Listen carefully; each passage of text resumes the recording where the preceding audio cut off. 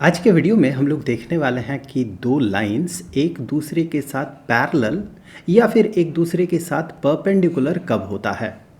तो रेफरेंस के लिए सबसे पहले तो मैं एक लाइन ड्रॉ कर लेता हूँ। यहाँ पर कुछ ऐसा मैंने एक स्ट्रेट लाइन ड्रॉ किया और अब हमें करना ये है, सबसे पहले हम ये देखेंगे कि इसके साथ पैरेलल एक लाइन हम ड्रॉ करेंगे। तो इसके साथ पैरेलल लाइन चलिए कुछ ऐसा ड्रॉ कर लेते हैं। यहाँ से शुरू करते हैं, चलिए ऐसे इसके साथ पैरेलल होगा एक लाइन कुछ ऐसा।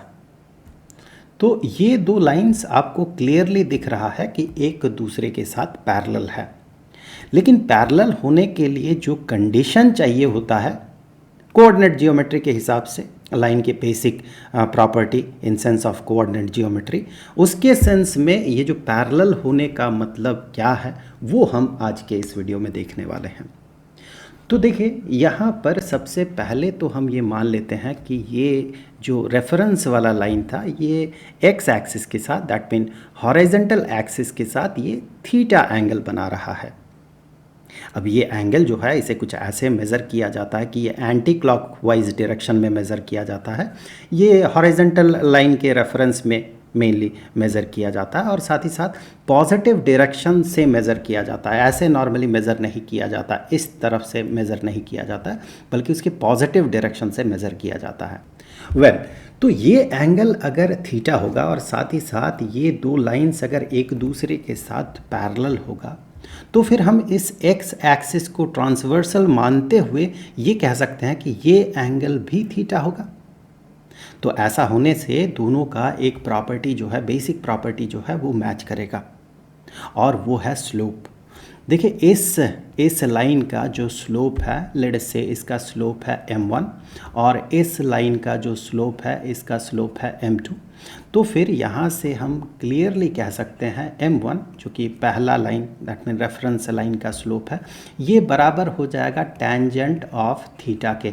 ये हमने पिछले वीडियो में देखा था कि स्लोप का वैल्यू जो है वो टेंजेंट ऑफ थीटा होता है। अगर इसका स्लोप टेंजेंट ऑफ थीटा होगा m1 दैट मीन पहले लाइन का स्लोप अगर टेंजेंट ऑफ थीटा होगा, सो फिर दूसरा जो लाइन है उसका स्लोप जो m2 है वो भी obviously tangent of this angle होगा। ये एंगल तो बराबर है। दैट मीन हम कह सकते हैं कि ऐसे सिनेरियो में m1 और m2 पहले लाइन का स्लोप और दूसरे लाइन का स्लोप बराबर होता है। एक बार यहाँ पर टेस्ट कर लेते हैं। रैंडमली किसी भी पहले लाइन में किसी भी जगह पे एक पॉइंट हम कंसीडर कर लेते हैं। लेट अस से ये वो पॉइंट है। अब हम क्या करते हैं, हम आगे बढ़ जाते हैं, एक्स एक्सिस के पैरेलल हम आगे बढ़ जाते हैं और फिर किसी एक जगह से हम ऊपर की तरफ चढ़ते हैं, वाई एक्सिस के अलोंग आगे बढ़ जाते हैं और इसी लाइन में एक दूसरे पॉइंट को मीट करते हैं। तो यहाँ पर हमें एक राइट ट्रायंगल मिलेगा, यहाँ पर 90 डिग्री का एंगल होगा। अब इस जगह पे ये एंगल जो है ऑब्वियसली ये भी थीटा के ही बराबर होगा।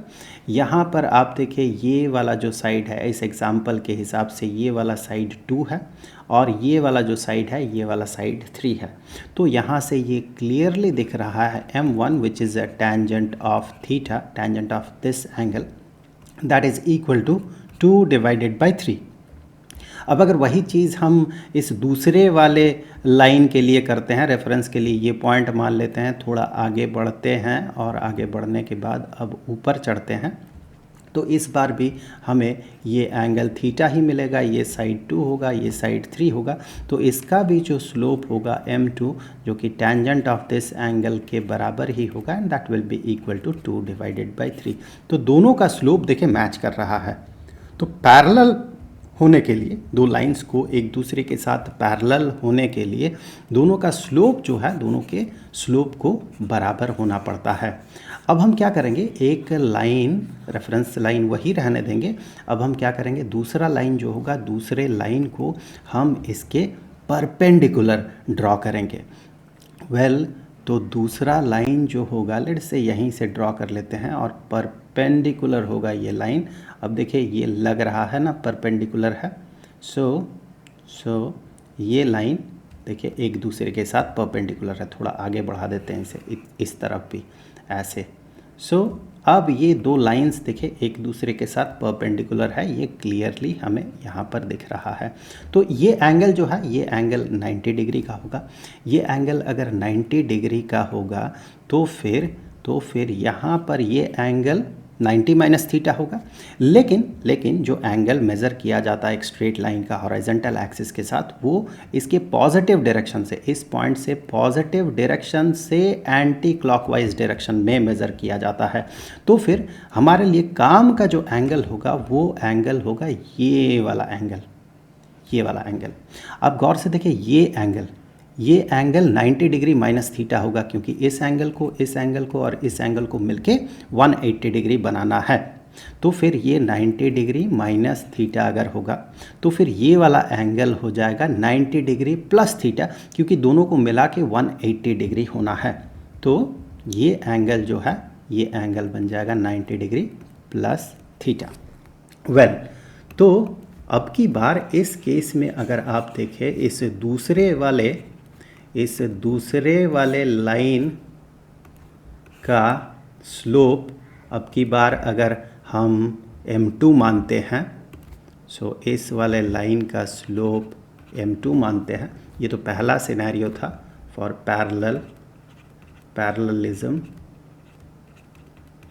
पैरेललिज्म के लिए ये वाला फॉर्मूला था। अब इस दूसरे वाले परपेंडिकुलरिटी के लिए हम सबसे पहले तो देख लेते हैं m1 क्या होगा। ऑब्वियसली जैसे पिछले केस में हमने देखा था वैसा ही कुछ होगा कि m1 second case perpendicularity check कर रहे हैं हम, परपेंडिकुलरिटी। इस केस में आप देखिए पहला जो लाइन है उसका स्लोप m1 जो कि टेंजेंट ऑफ थीटा के बराबर है। अब दूसरा लाइन जिसका स्लोप m2 है वो obviously tangent of this angle 90 degree plus theta, 90 degree plus theta इसके बराबर होगा। अब देखिए 90 डिग्री प्लस थीटा, इसे हम ऐसे भी रिप्रेजेंट कर सकते हैं कि ये है 90 degree minus negative of theta. तो ऐसा करने से हमें पता है कि tangent of 90 degree minus x is equal to cotangent of this angle, this x। तो उस लिहाज से देखा जाए तो ये बन जाएगा cotangent of this angle which is negative of theta. So cotangent of negative of theta.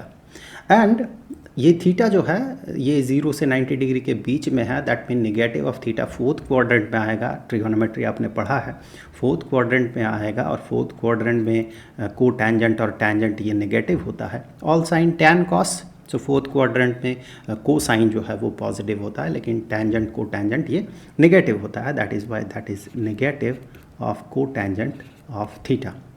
अब कोटेंजेंट और टेंजेंट तो एक दूसरे के साथ रेसिप्रोकल होता है। अगर इसी को हम टेंजेंट के फॉर्मेट में लिखते हैं तो ये हो जाएगा negative 1 divided by tangent of theta. That mean tangent of theta चूँकि m1 के बराबर है तो that will be equal to 1 divided by m1।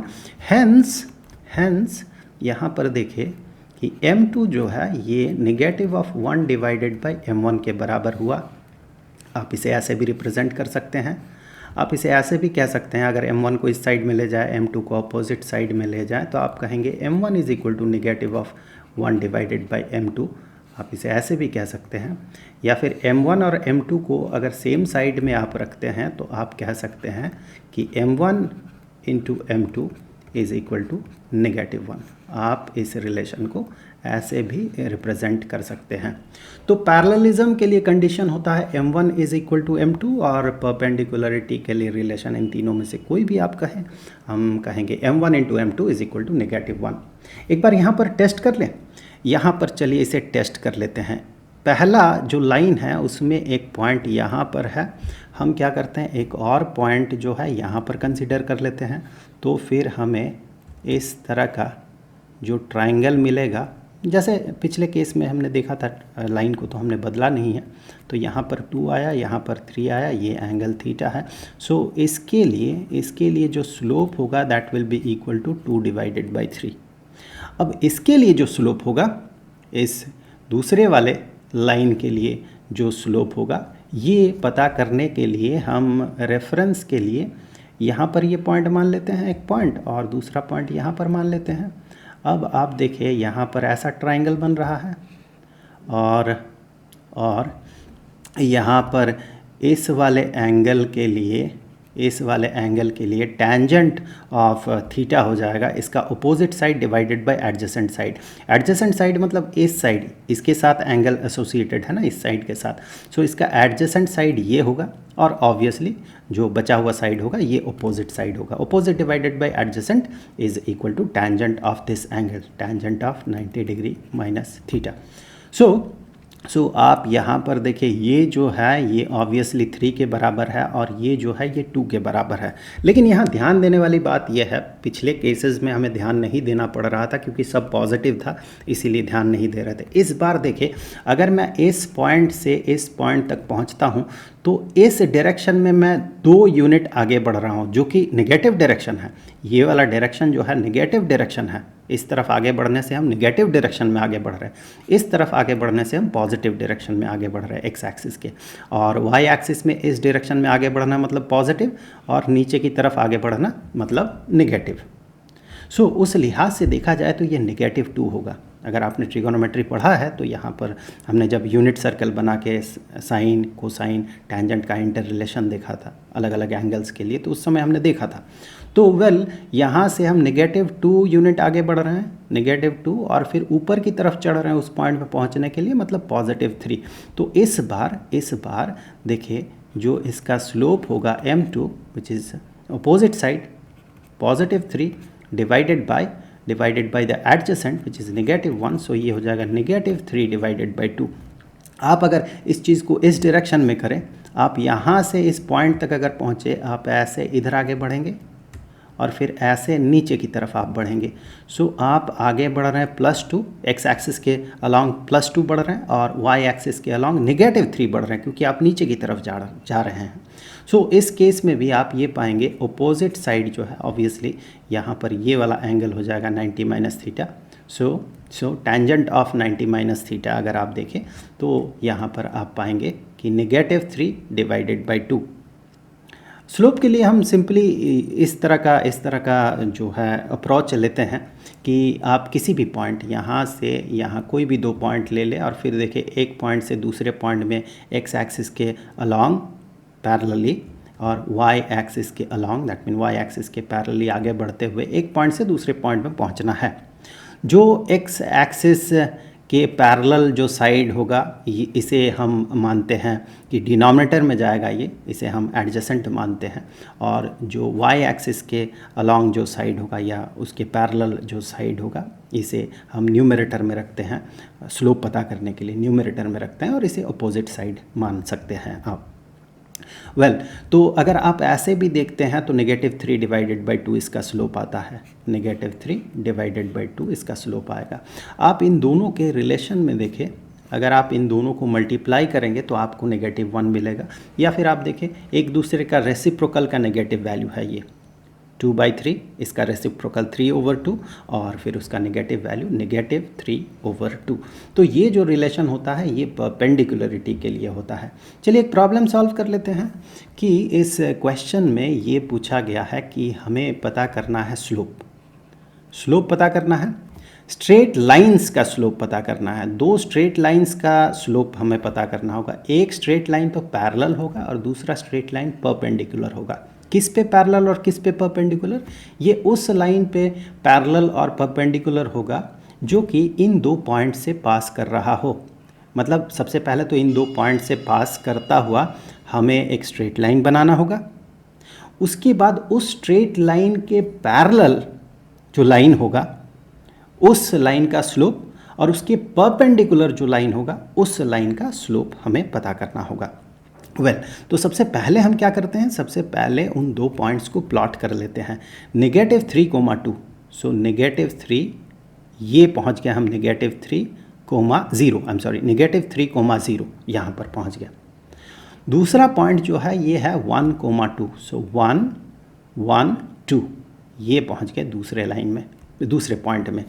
इन दो पॉइंट से पास होता हुआ एक स्ट्रेट लाइन, ऐसे एक स्ट्रेट लाइन इन दो पॉइंट से पार हो रहा है। ऐसे थोड़ा इधर भी आगे बढ़ा देते हैं।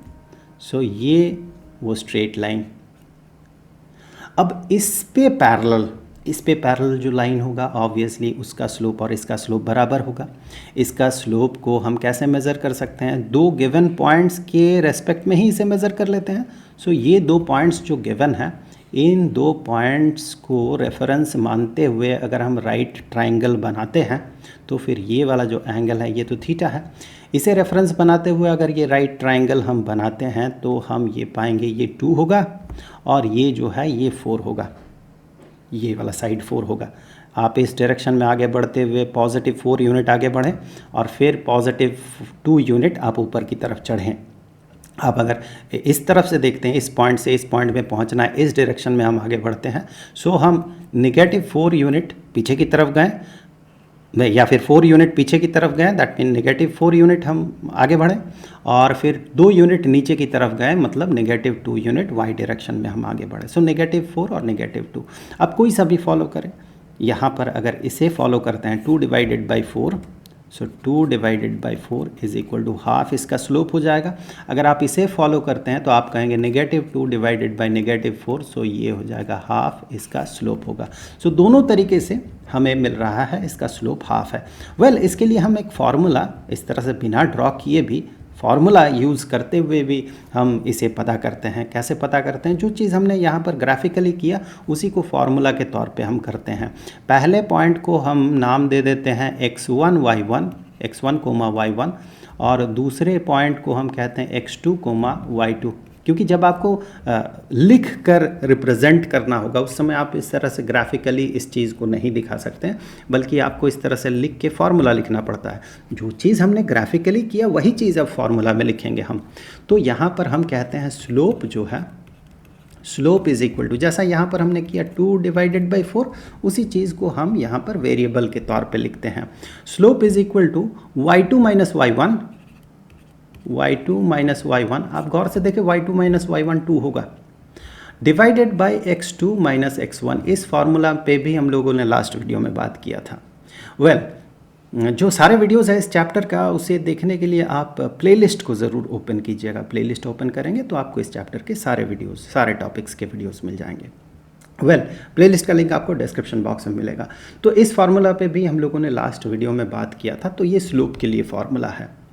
वेल, अगर वैल्यूज़ हम यहाँ पर पुट कर लेते हैं तो y2 is 2 minus y1 is 0 divided by x2 which is this one 1 minus x1 is negative 3, so minus negative 3।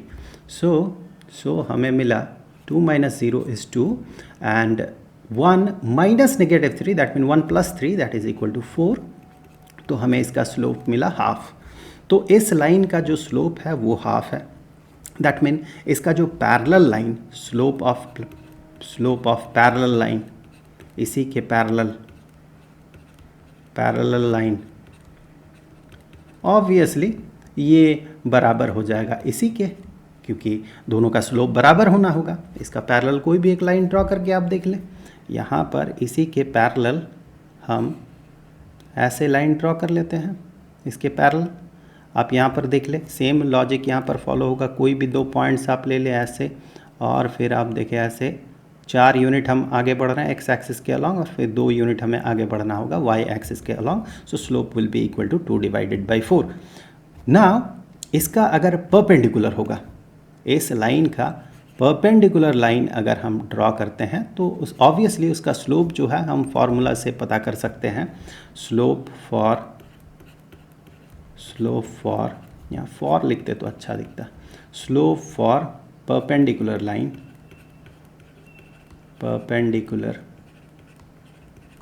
Line, late us say that slope is m2, और यहाँ पर ये जो स्लोप है ये m1 है।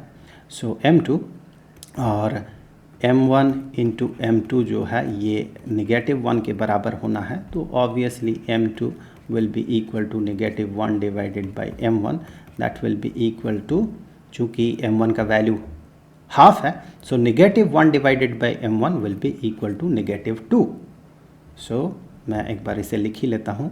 So -1 divided by half, because m1 का value half होगा, so that will be equal to denominator का डिनोमिनेटर में जो 2 है वो न्यूमरेटर में चला जाएगा, and that will be equal to -2. So इसका जो परपेंडिकुलर लाइन होगा उसका स्लोप -2 होना है. चलिए उसे एक बार ड्रॉ कर लेते हैं. सो इसका परपेंडिकुलर लाइन इस यहीं से ड्रॉ कर लेते हैं. इस पे परपेंडिकुलर आप कहिएगा परपेंडिकुलर हो रहा है कि नहीं. सो यहाँ पर आप देखिए परपेंडिकुलर हो रहा है ये लाइन. सो ये लाइन देखिए परपेंडिकुलर है, यहाँ पर 90 डिग्री का एंगल बन रहा है. अब आप अगर उसी लॉजिक से इस लाइन में स्लोप पता करें, इस पॉइंट से हम क्या करते हैं, थोड़ा आगे बढ़ जाते हैं, 1 यूनिट पीछे की तरफ चल गए हम इस डायरेक्शन में, और फिर एक दूसरा पॉइंट यहाँ पर कंसीडर कर लेते हैं. ऐसे इस पॉइंट में पहुँचते हैं तो आप यहाँ पर पाएंगे कि y एक्सिस के अलॉन्ग हम +2 यूनिट मतलब ऊपर की तरफ चढ़ रहे हैं, और x एक्सिस के अलॉन्ग -1 यूनिट बढ़ रहे हैं. और इस केस में जो स्लोप होगा, इसका जो स्लोप होगा m2, that will be equal to +2. y axis के अलॉन्ग हम +2 बढ़े, और -1 divided by -1 which is x axis के अलॉन्ग जो हम आगे बढ़े वो, तो that will be equal to -2. तो इस तरह से हमने देखा कि परपेंडिकुलर और पैरेलल होने के लिए लाइंस के स्लोप्स के बीच किस तरह का रिलेशन होता है. अब देखिए ऐसा भी तो हो सकता है कि कोई लाइन, हमने एक रेफरेंस के लिए ये लाइन लिया और दूसरा लाइन कुछ ऐसा हो, ऐसा हमने दूसरा लाइन ड्रॉ किया. अब इन दोनों के बीच का जो एंगल होगा, ये angle, let us say that angle is phi, ये एंगल कितना होगा. अगर दोनों का स्लोप हमें पता है, इसका स्लोप पता है, मतलब ये एंगल हम पता कर सकते हैं, late us say that angle is θ1, और इसका स्लोप अगर पता हो तो दैट एंगल इज़ θ2. तो इस इंफॉर्मेशन से हम ये वाला एंगल कैसे पता कर सकते हैं, एंगल बिटवीन 2 लाइंस, ये हम कैसे पता कर सकते हैं अगर दोनों लाइंस का स्लोप हमें पता हो. तो ये हम अब अगले वीडियो में बात करेंगे. उस वीडियो का लिंक आपको यहाँ पर स्क्रीन पे मिल जाएगा, और पूरे चैप्टर का जो प्लेलिस्ट है उसका लिंक आपको नीचे डिस्क्रिप्शन बॉक्स में मिल जाएगा. तो जल्द मिलते हैं अगले वीडियो में, तब तक के लिए खुश रहें. Good bye.